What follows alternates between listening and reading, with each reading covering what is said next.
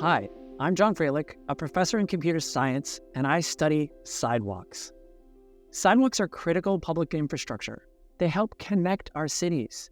They allow us to go to work, to school, to visit the doctor, to take public transit, and they support local commerce and recreation.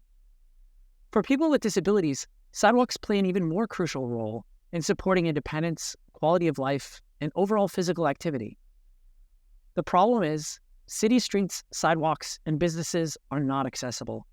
I'm showing a famous picture archived at the National Museum of American History, taken during the rise of the disability rights movement, which shows a wheelchair user stuck at the edge of a curb. Take note, the built environment was designed inaccessibly, excluding the usage of the sidewalk. But it's not just a lack of curb ramps, as shown here in New York. It's also physical barriers like poles or fire hydrants. Here we have a curb ramp, but it's blocked by a pole. There's also abruptly ending sidewalks where somehow the sidewalk just runs out. Or we might have surface problems due to weathering, root growth, or other degradations. And in the worst case, we have a scene like this: multiple physical impediments and poor sidewalk design leading to unsafe conditions and inaccessibility. And these have dramatic, serious consequences, as captured by one of our interviewees. When I go to school in the morning, I don't take the sidewalks. I actually take the street, and they shout at me from their cars. They're like, "Get off the road." And it's like, I can't actually use the sidewalk. As the UN's New Urban Agenda states, this designed inaccessibility contributes to and further reinforces systemic inequalities in economic opportunity and access to basic health and educational services for people with disabilities. But the problem is not just a lack of accessible infrastructure, it's also a lack of data.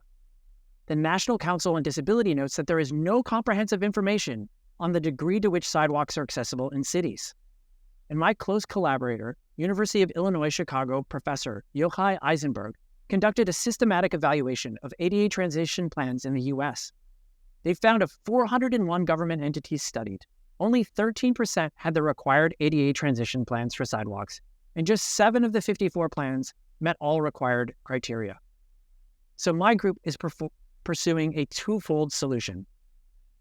First, to develop scalable data collection methods that mine massive repositories of online map imagery, like satellite imagery or streetscape imagery that I'm showing here, using a combination of crowdsourcing and machine learning.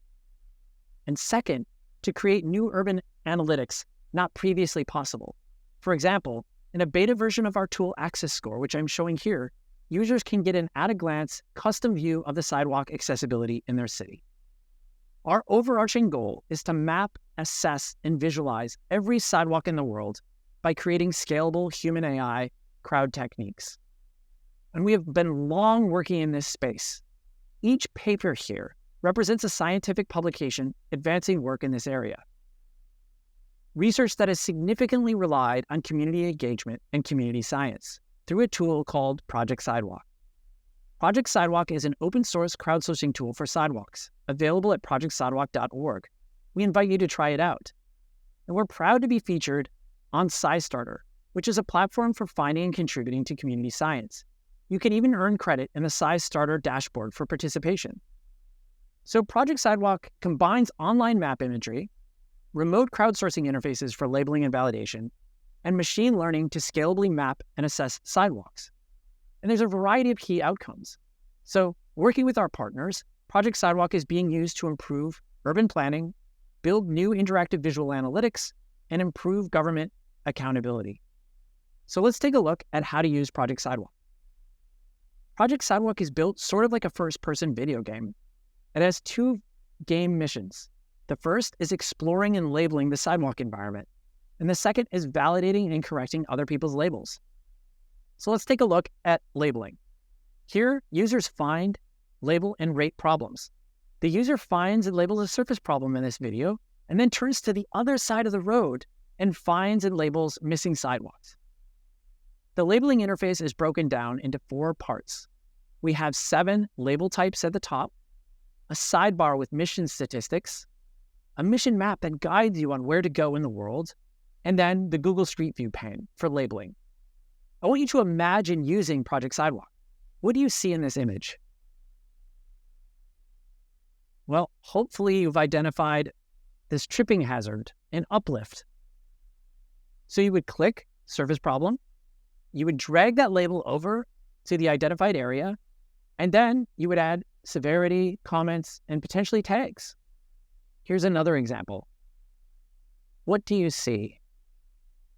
Well, some of you may have identified that whole obstacle right there in this fairly narrow sidewalk, and this is from our deployment in Mexico. So this would be an impassable barrier to someone in a wheelchair, and so we would mark 5 for impassable and also pull for the tag. And each label type has a variety of different types of tags, so we can get very rich information on the type of accessibility obstacle. Each of these labels are also geolocated, enabling new types of visual analytics of sidewalk problems.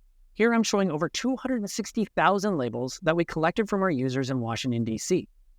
And critically and importantly, you don't actually have to be located in the city that you're evaluating. So for example, here is a child in Germany labeling a neighborhood in Mexico City. Now remember I talked about the other game mission, which is validation. So we want to try to improve our data quality as much as possible. And here you're shown other people's labels, and you're just asked, is this an obstacle? Is this a surface problem? And you can mark agree, disagree, or not sure. So again, imagine using the interface. Do you see where the arrow is pointing to a pole and a bike on the sidewalk? Is this an obstacle? If you agree, you would mark agree. Here's another example. Is this a missing curb ramp? We have a crosswalk, but notice at the end of that crosswalk, we actually don't have a curb ramp.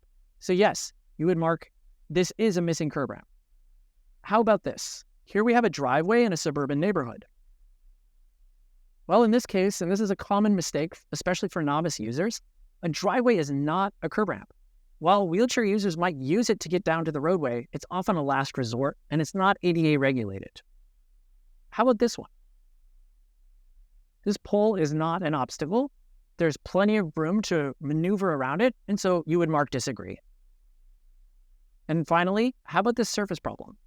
This is a very significant uplifted panel, which would create a tripping hazard or an impassable barrier for somebody in a wheelchair. So we would mark it agree. We also try to make Project Sidewalk fun and educational. So we use game design strategies to reward achievements, to earn badges and divide work. And we also have a leaderboard, which has been particularly successful for some of our after-school and community deployments. So let's talk about some of these deployments right now. We are currently working with our local community groups and government partners. We deployed Project Sidewalk in 20 cities across 4 continents in 7 countries, including the US, Mexico, Ecuador, Netherlands, Switzerland, and New Zealand, with more to come. Project Sidewalk is also natively translated into Dutch, Mandarin, Spanish, and German. In total, Project Sidewalk users have contributed over 1.5 million data points.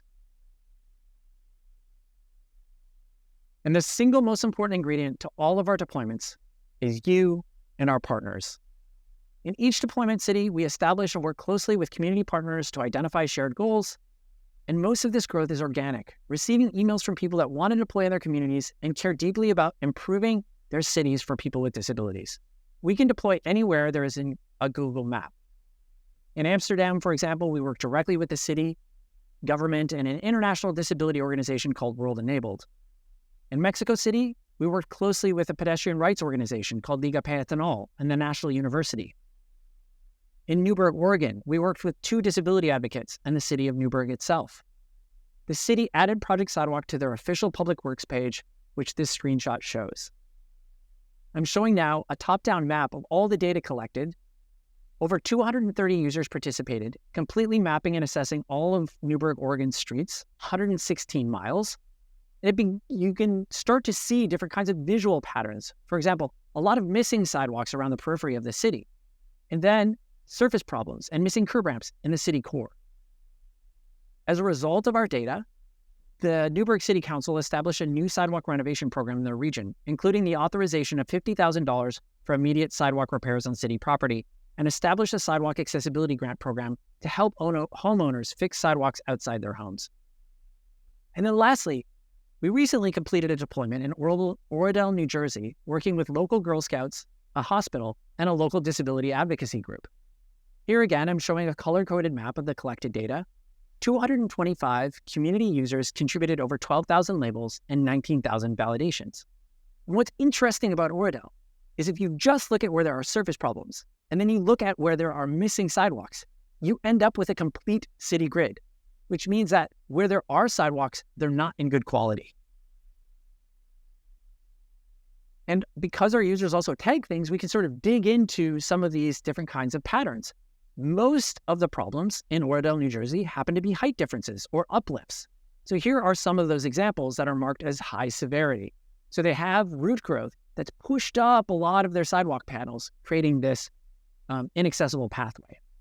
But perhaps the most interesting part of this project was not the data collected in the analytics, but the service learning component. Local Girl Scout troops helped use Project Sidewalk throughout the timeline of the project, including presenting their findings to the City Council and doing all of the analysis. We have just launched a new website called accessiblecommunities.org, which helps interested parties understand what they can do to improve their sidewalks and transportation systems for people with disabilities, and also provides service learning curriculum and examples for educators and workforce developer professionals. All of our data and tools are open source, so others can build on our work. Our code is hosted on a platform called GitHub, and our data is provided by APIs at projectsidewalk.org/API. This has allowed others to build on our work. For example, Barbara Moreno built an interactive tool visualizing sidewalk accessibility in DC, which received local press. Microsoft's AI for Good Lab has been using our data to train new computer vision models for urban accessibility. And most recently, scientists at Simon Fraser University and the city of Burnaby are using Project Sidewalk to study the relationship between the built environment and outdoor activities for older adults. You might be asking yourself, well, where does AI come in? Recall that we have over 1.5 million crowdsourced data points. That's a huge opportunity for us to train machine learning algorithms. So we feed this manually labeled data into our CV models, and we're specifically interested in how can we harness all of this data to train machine learning algorithms to be more efficient and higher quality. Let me give you a few examples. Here's example performance from a state-of-the-art computer vision algorithm called YOLO V8, which is trained on Mapillary and Project Sidewalk data. You'll notice that the computer vision model, or CV model, is automatically detecting sidewalk-related barriers such as signs, poles, but it's also making some mistakes. Here's another way that we're using computer vision through a new prototype validation interface. Here, you can imagine having a human validate not just human labels, but also machine-contributed labels as well. We've also been experimenting with flipping our entire pipeline. What if we do AI-first assessments and then human validations? So that's exactly what this tool is doing, but here for bus stop accessibility. The AI algorithm is analyzing the bus stop, providing these labels automatically, and then a human is doing review and validation. With that, I wanted to thank you for your attention. I wanted to thank you to our sponsors, specifically the National Science Foundation, the Alfred P. Sloan Foundation, and PacTrans. And I wanted to end on a call to action, to join us. Together, let's transform the world's sidewalks at projectsidewalk.org.